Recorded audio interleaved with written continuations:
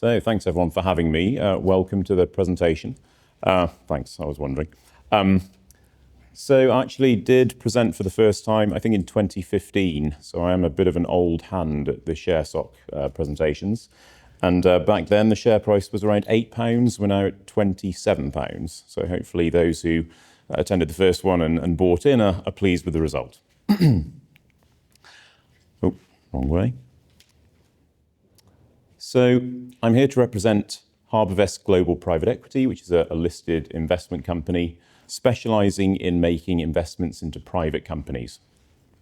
So we're clearly a listed investment company, very similar to an investment trust, with an independent board of directors investing through a blue chip private equity firm called HarbourVest Partners, which is a global firm headquartered in Boston with AUM of $135 billion. I'll start with some statistics on the investment company itself. So we have assets of just shy of $4 billion now. We IPO'd back in December 2007, so just over 17 years ago, with assets of $800 million. We have not issued any new shares since then, so the growth in the NAV is purely the return on the opening assets in terms of compounding capital.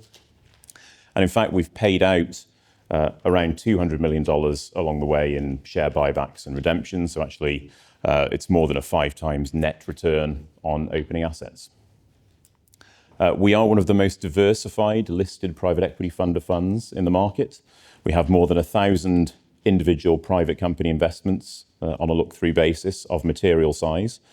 And those are allocated in various regions around the world at various stages of development, from seed venture companies, so startup companies, right through to later stage venture, well-developed businesses, through actually more mature businesses on the buyout side of varying sizes. And now, recently, we've added infrastructure investments as a small additional allocation and some private credit as well, which is focused on the more mature end. So it's really a fund that is designed to provide global, well-diversified exposure on a risk-managed basis to the benefits of private market investing. We are a constituent of the FTSE 250 index. We joined around 10 years ago, actually, not long after my first presentation to this group. And we've climbed up to number 53 now with a market cap of 2 billion sterling. Those who are familiar with the exchange rate, I'm sure you'll deduce we're trading at quite a significant discount to net assets. I'll address that as we go through.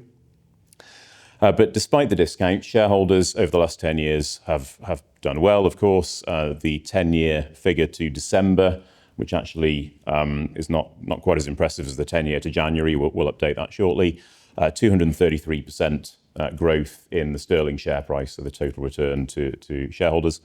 That's been based on very strong portfolio performance at 12.8% compounded on an annual basis over that 10 years in US dollars. And that NAV performance is a 3 percentage point outperformance of the public markets as measured by the FTSE All World Total Return Index, so global public market index. If we kind of go back over the last few years, that rolling 10-year outperformance number has tended to be between 3 and 5 percentage points. So we're actually at the lower end of that range at the moment due to the very strong performance of public markets and the tendency of private equity portfolios to lag changes in public market valuations in both directions. So moving on to, this is not working again. Hang on, there we go. So a little bit more about HarbourVest, who runs the company, who's responsible for it. We have, as I mentioned, the independent board of directors, so 5 individuals led by the chair, Ed Warner, who was formerly chair of what is now Patria Private Equity. So he has long experience in the sector, chairing investment companies. The other 4 directors are drawn from a mix of private and public market backgrounds, including former auditors. So we have a broad range of experience in terms of the asset class, the investment trust space, and also valuations.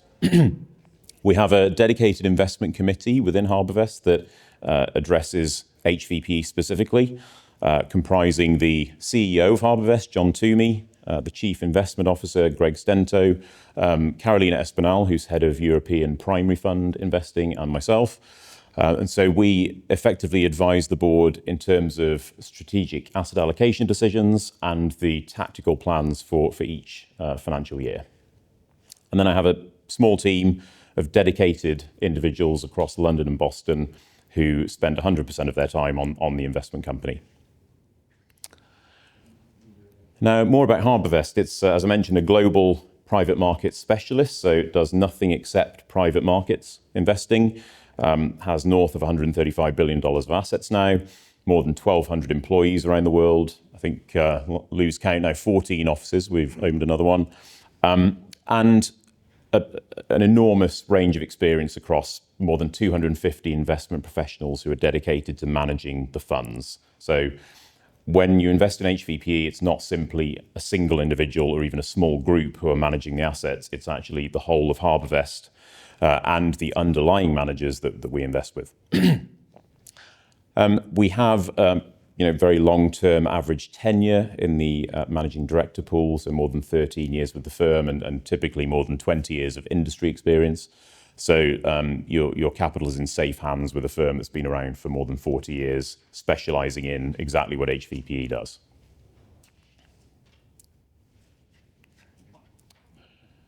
So some information in terms of allocations. As I mentioned, we are a global fund.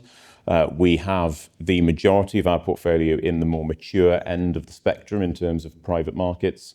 So buyout investments, by which we mean investments where the manager has taken a control position in a private company and therefore acts as an owner of that company, hiring and firing managers, etc.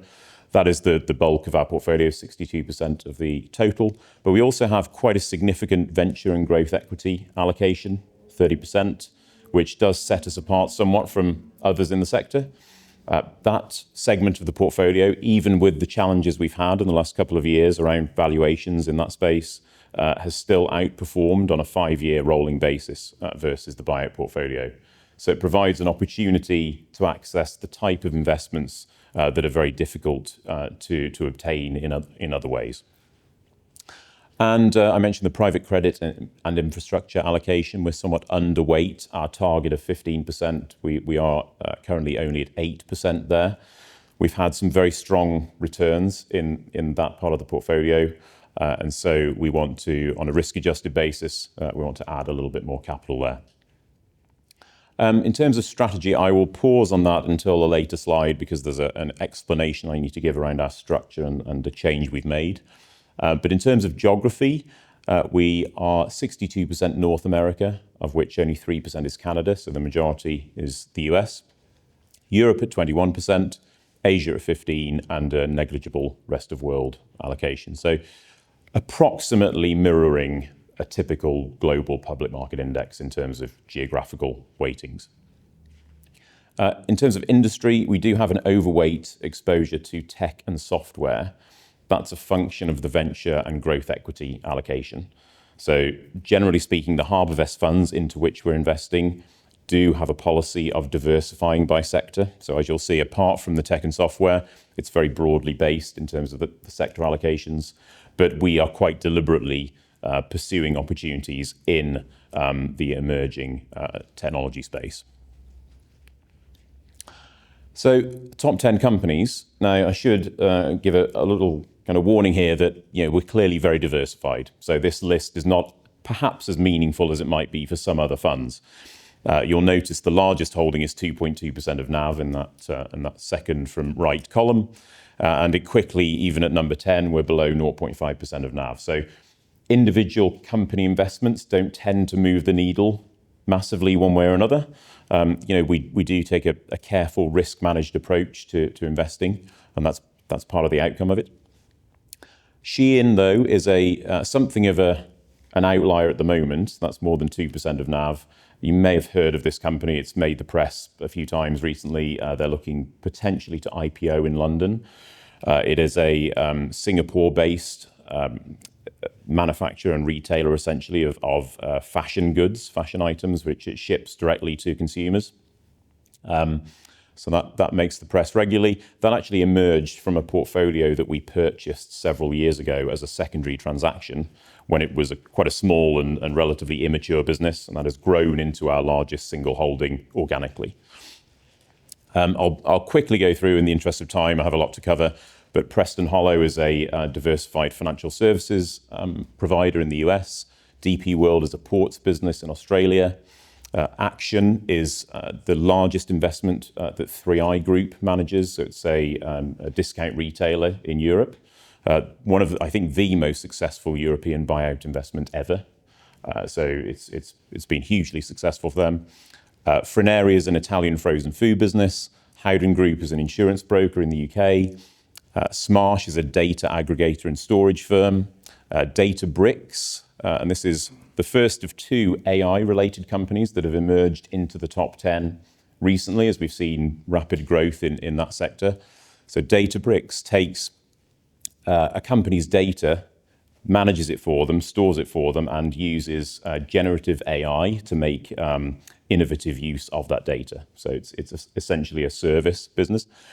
Scale AI provides the data on which large language models are trained. So it's a company that feeds into this trend for utilizing data. And Assured Partners is an insurance business across the US and UK. So the key point with the top 10 is that this is a very disparate group of businesses. There is, very limited correlation, even amongst the top 10. They're all attractive opportunities. They've grown quickly, but they are, as you can see, somewhat unrelated, and that helps manage the risk level in the portfolio. A view on long-term performance. I've already stressed a couple of these numbers, so I won't labour the point, but here you can see the annual figures in terms of NAV per share in the bars and the share price in the green line, which immediately makes apparent the widening of the discount after early 2022. We've seen, I suppose the 10 years from 2013, we saw quite a steady growth rate in NAV per share and the share price, a narrowing of the discount over time. So in 2020, it reached a narrow point of around 10%. We're now at about 35% as of today, having been, south of 50% at a couple of points in the last few years. So we've suffered, along with many other investment companies, from some adverse trends in the UK market, I would say.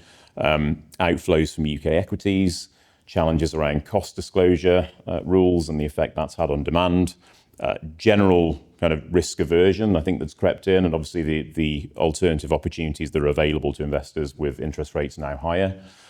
So I think we've suffered, almost the baby has been thrown out with the bathwater in some way. That we are a strong performing fund, with a very attractive portfolio, but we've been sold off to some extent. Let's move on to the recent updates. So for regular viewers, this is the most useful part of the presentation, I would guess. So the board and HarbourVest took the opportunity as we approach the anniversary of what we call our distribution pool, introduced in February of 2024, to consult with shareholders and to evaluate, from feedback we received, how successful that policy has been perceived to be.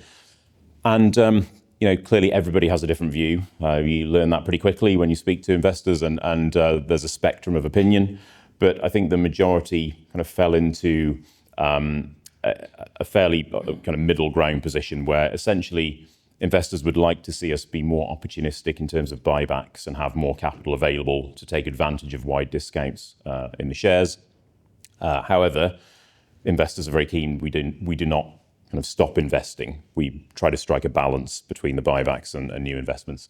So what we've done is increase the allocation that goes into the distribution pool from 15% of total gross cash that comes in from realizations to 30%. So we're doubling, all else being equal, the allocation to the pool. Now, the distribution pool is completely within the control of the independent board, of course, as you'd expect. And their view at the moment is buybacks are really the best use of capital in that sense. So at a 35% discount, there's clearly a benefit in terms of NAV per share growth that comes through when we buy back shares and cancel those shares. So that was a decision we've taken. We've balanced everything else to accommodate that. So the expected pace of new investment, clearly all else being equal, will be lower, but we will continue to invest. And we have an eye on borrowing as well. So we don't want to increase gearing in the fund to facilitate that. So we're trying to balance those three kind of competing variables. We put some numbers around that. So 30% of our expected gross distributions for 2025 comes out at $183 million, to which we add the balance in the pool already, which was $52 million at the time we announced. So for 2025, we expect to see $235 million available to the board for buybacks, which is around 9% of the market cap. So quite a substantial allocation, which we hope will make a real difference to shareholder returns. The second bullet here, the investment structure, that requires a bit more explanation. There's a slide coming on that. But essentially, we're moving to a simplified version of the structure, which should enable the board and the manager to exercise more control over deployment into new opportunities and also potentially liquidity from the existing portfolio over time. And I'll go through the detail, just managing the time I have. And the third point is the continuation vote, and that's the third initiative. The board announced this along with the other two, and so we are essentially going to run a vote in about 18 months from now, so not the coming AGM in July 25, but 26. And the rationale there is we want to give the first two initiatives time to bed in and really bear fruit for shareholders, so that there is an opportunity to evaluate those measures. We're standing behind them, and of course, shareholders will have a democratic vote. That it will be an ordinary resolution, simple 50% majority of those who turn out. Clearly, we hope that everybody will support us and continue the fund as is. But we're opening that up to investors. So a word on the distribution pool. I won't go through all the detail here, but this chart just shows you how we allocate capital to the pool, how it's deployed so far just in share buybacks, and the expectation for the allocation to the pool in 2025. So the rightmost section, the dark blue bar, is the additional allocation we expect to make. We have in calendar year 2024, we bought back $90 million of shares, which I think put us very close to the top of our peer group. I think one peer slightly outperformed there. But we've added significant value in terms of NAV per share accretion with those buybacks. And this is the structure point. So bear with me on this. It's not straightforward. Our structure from the IPO up to December of 2024 was to invest into multiple HarbourVest funds. There are three main types. So you can see the investment company at the top. The HarbourVest funds are the second row, the kind of darkish mid blue there. 50% of our allocation was to HarbourVest primary fund of funds. Those vehicles themselves invest into multiple funds managed by third-party private equity managers. So HarbourVest's core expertise really is allocating capital to some of the top performing managers in the industry. They in turn allocated capital to individual investments, so portfolio companies. In the middle of that second row down, you'll see the secondary funds, 30% of our allocation. They are also fund of funds vehicles, but they're purchasing interests in those funds at a more mature stage, generally 5 or more years post fundraise, and almost always at some kind of discount to net asset value. So there's an immediate value uplift from those transactions. And lastly, the 20% in direct co-investment funds, those are still HarbourVest fund vehicles, but they're investing directly into portfolio companies, as you can see, kind of skipping the third layer down. So that has worked very well. As you have seen from our NAV performance, there are definitely benefits to committing to multiple funds. However, I think it has somewhat limited the degree of control we and the board have over the portfolio and over liquidity in particular. So we've been through 2.5 years of constrained liquidity from the portfolio as there's been less activity. There have been fewer M&A transactions, almost no IPOs. There has been some liquidity, but well below the normal level. And so we're announcing the change to a separate managed account, which effectively cuts out a lot of that complexity, substantially removes that layer of HarbourVest funds going forward. And so the separate managed account is an industry jargon term, but it just means a fund of one dedicated to the listed company. So instead of investing in HarbourVest funds that might have 100 other investors, we have a dedicated vehicle that will make those investments on our behalf. So we're substantially simplifying the structure. We'll make annual commitments to the separate managed account rather than multi-year fund commitments, which gives us more control. And in principle, at least, it is certainly easier to liquidate via an SMA because we are the only investor. So HVPE could ask HarbourVest to try to sell investments if it needed to on the secondary market, and the discounts would be expected to be somewhat narrower than selling a HarbourVest fund of funds vehicle. So I won't give too much on that, I only have another 10 minutes, but any questions on that at the end, please let me know. The corporate governance journey I should comment on, and I'm speaking on behalf of the board here, of course. There have been considerable improvements in recent years. We hired a head of corporate governance to work in my team, but also, she has a very direct relationship with the board and particularly the chair. So part of her role is ensuring that we are adhering to the best standards of corporate governance. We have started to run investor perception studies more formally with a third-party consultant who speaks to, generally speaking, our top 20 or thereabouts shareholders on a regular basis. We also, I should mention, are engaging much more with the broader market through the likes of Investor Meet Company and, of course, ShareSoc Today. We moved to a fully independent board in July, so that was a journey that the company has embarked on. There were 2 HarbourVest nominated directors a few years ago. We've gradually moved down to 0. So we have a completely independent board of directors. And the continuation vote is kind of the final stage in that journey. So we believe we're now best in class in the investment company world. So I will give, perhaps I might need to stop before the end here, but some stats on the portfolio on a look-through basis, just to orient you in terms of performance valuations at the underlying company level. This is based on a large sample of the portfolio. We don't, for various reasons, we don't have data on every single company in the portfolio because there's churn in the portfolio and there's a limitation in some areas. But the revenue increase 11% in the year to July 2024, that's our most recent reporting period, with EBITDA up 17% across the sample. So very strong growth in the underlying companies, which we would expect over the long run clearly to feed through to the NAV. I'll focus on the debt multiple, 4.5 times. That is one feature of private markets that investors do need to be comfortable with. There is a little bit more debt typically in a private equity backed company than in a public company. Not always, but there is a tendency. But 4.5 times is relatively low for the industry. And the valuation multiple, 15 times EBITDA, compares to the high teens in the S&P and the global market, public markets.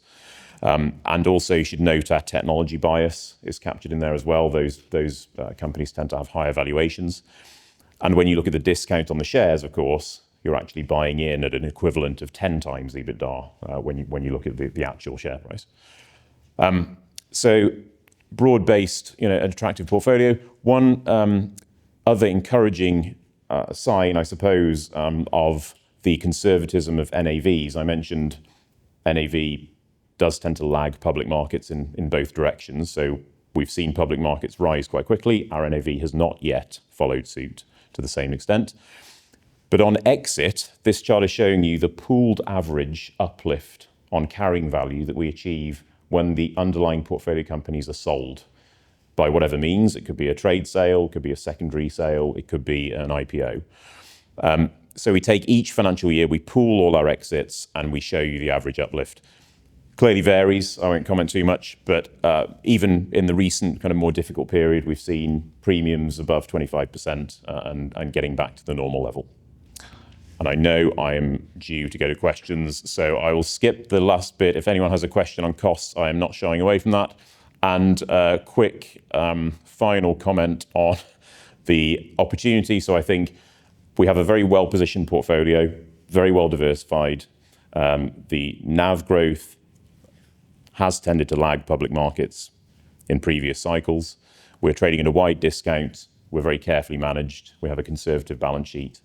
And so we present HVPE as a potential opportunity at these levels. So with that, I'll go to questions. Thank you, Richard. Do we have any questions from the floor first, and then I'll go to the online ones? As I say, just speak into the mic as closely as you can.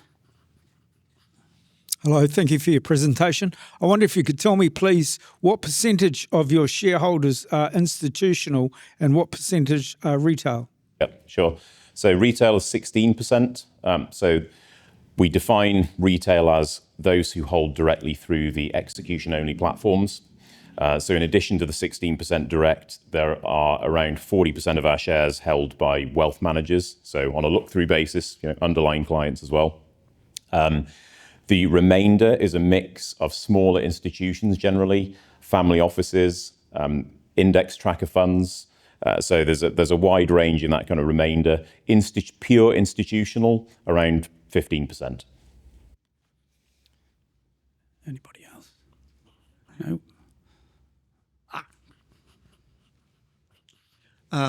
Thanks for the presentation. Can you just elaborate on how you value your companies you invest in?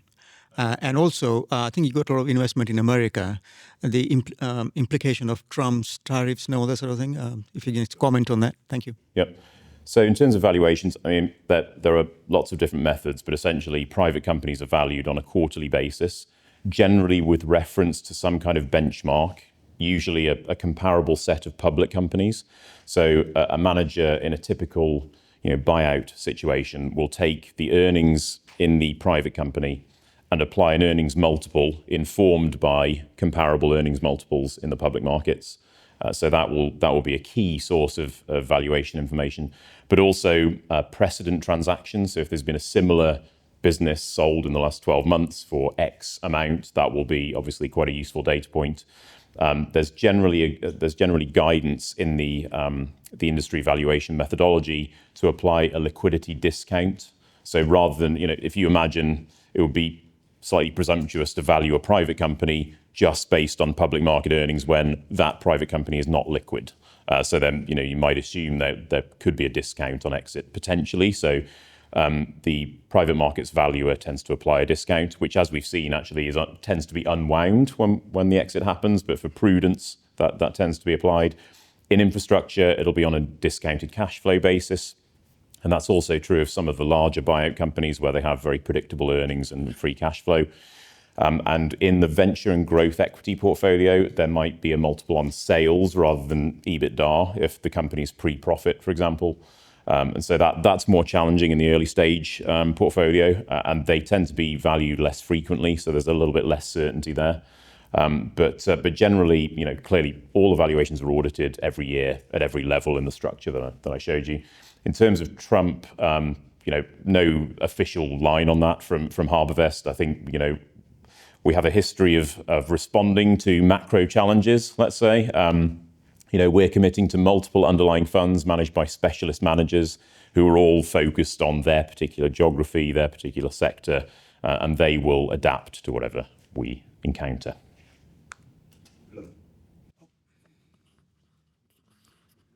Hi, good evening.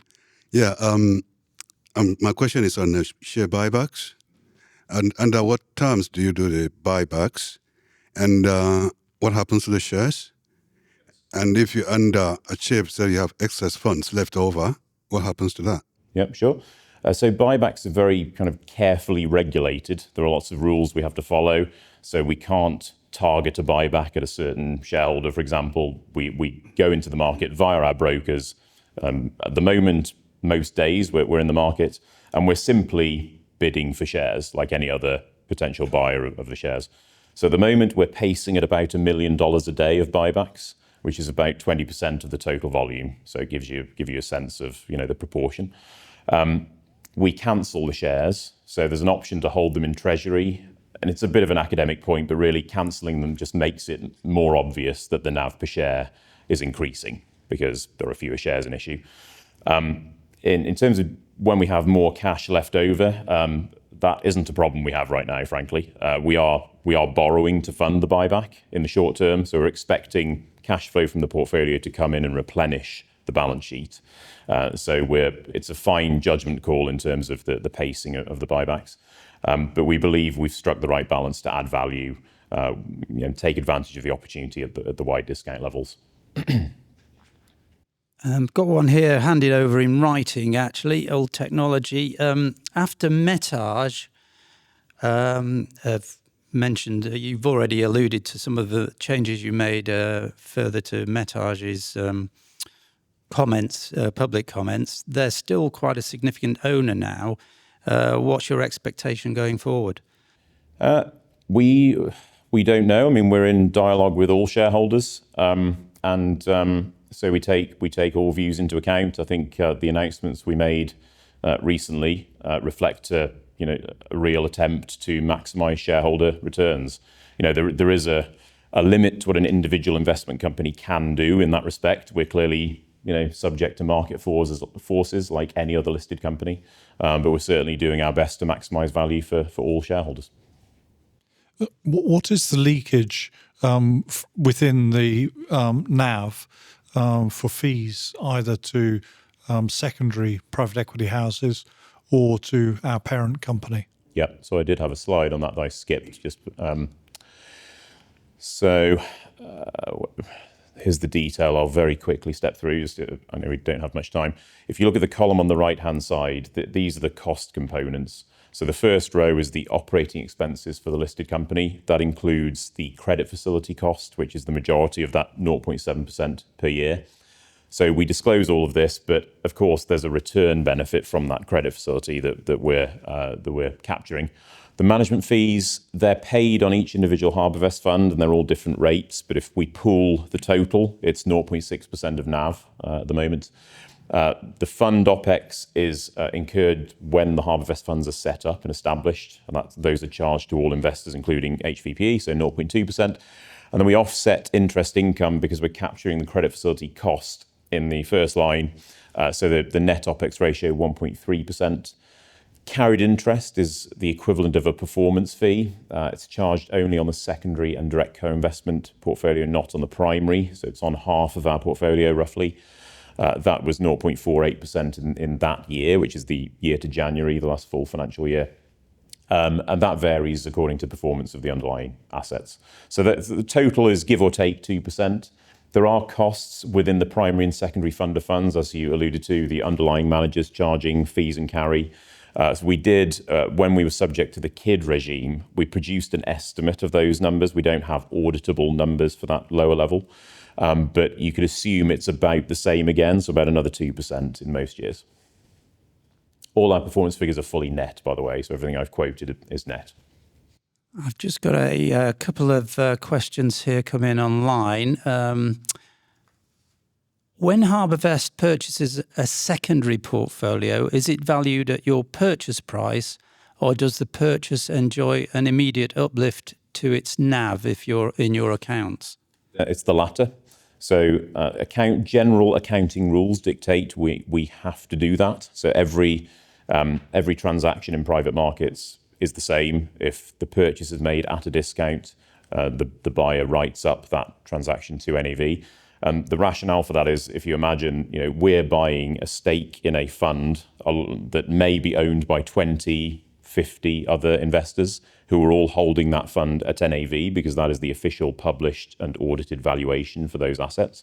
If we buy a slice of that fund for a 10% discount, and if we were to hold it at that discount, then you have investors in the same fund valuing it differently. So for convention, the simplest way, I guess, the accounting authorities could determine it was to insist that everyone hold at NAV. So it's something definitely to be aware of in funds that have more of a focus on secondaries and particularly deeply discounted portfolios, because that will flatter short-term NAV performance in an unrealized value basis. But as I showed, the realizations we make are, on a pooled basis at a premium to carrying value, so premium to the NAV at the time before the transaction was announced. Okay, thank you. Another one from the online viewers. A number of trusts are changing their fee structure, basing it on either the lower of the market cap or net asset value. Is HarbourVest considering this option? We have said that with the separate managed account, the fees will be no higher than they are on what we call the commingled funds, the existing funds we've committed to. I should stress that HVPE, as a $4 billion fund, is of institutional scale. So the funds that HarbourVest offers are typically on a tiered fee basis. So the larger the commitment, the lower the fee. There are loyalty discounts for investors who've committed to prior funds, and there are early closing discounts for those who commit early in the fundraise. So generally speaking, HVPE has benefited from all of those discounts and so is investing at a very low rate. So you'll see that the 0.6% of NAV is, we believe, the lowest in our peer group in terms of management fee. The separate managed account is more of a tailored solution. So there is more complexity in terms of managing that account for a publicly listed fund like HVPE with the breadth of assets that we would like to invest in. So we have guaranteed that the fee will not be any higher, but we have not moved to a market cap-based fee. Okay, thank you. Another one just come in on paper was one of our colleagues holds your shares on the Hargreaves Lansdowne platform. He's presently barred from trading. Yes. We are aware of this. Are you doing anything about that? We are. We're in dialogue with Hargreaves. So we have provided the information they need, but there is effectively a debate at the moment over the representation of costs for investment companies. It's an issue we are addressing. Okay, thank you, Richard. We've got time for one more question. Oh, sorry. Oh, yes, okay, I can repeat that one. Obviously, HarbourVest shares are available on other platforms, yes. All other platforms, okay. It's only Hargreaves at the moment where there's an issue. Okay, thank you for that. Anybody else got a question? Richard, you said some of your exits were via IPO. So question one, what sort of percentage is that in terms of your portfolio? And when you do an IPO exit, do you attempt to get rid of all of your shares, or are you compelled to hang on to some? And if you do hang on to some, what's your sort of average holding time when they're actually in the public markets? Yeah, sure. So IPOs can fluctuate quite dramatically as a percentage of exits. So in a good year, they can be 20%. In a bad year, they can be essentially zero. So for 2.5 years now, they've almost been at zero. We've seen some IPOs in the Asia portfolio, actually, where particularly India, where the IPO market has been quite strong. But in terms of value, they're de minimis at the moment. Our policy generally is, if you remember, we're investing in multiple fund of funds, so we don't often dictate the post-IPO kind of realization. So the underlying manager, generally speaking, will try to realize the shares as quickly as they can, consistent with not kind of swamping the market, clearly. So it can take some time for the conversion to cash to happen, depending on, clearly, how much demand there is for the shares.